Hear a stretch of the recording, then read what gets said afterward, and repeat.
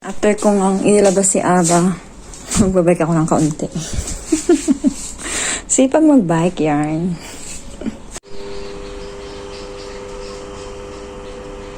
Bike na naman ako dito sa tapunan.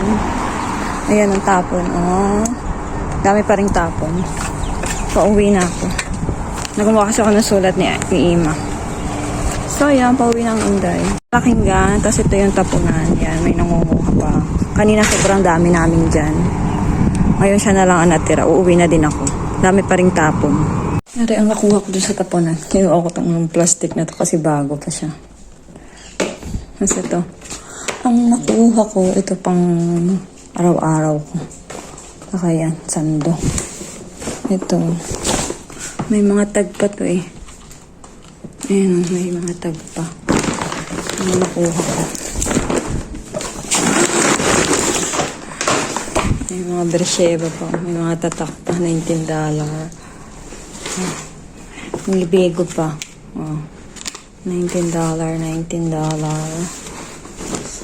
Saktong tapon to eh. Ano pa, bago pa din. Ano pa? Lee copper. $249. Ang mahal. 349. Lee copper kasi.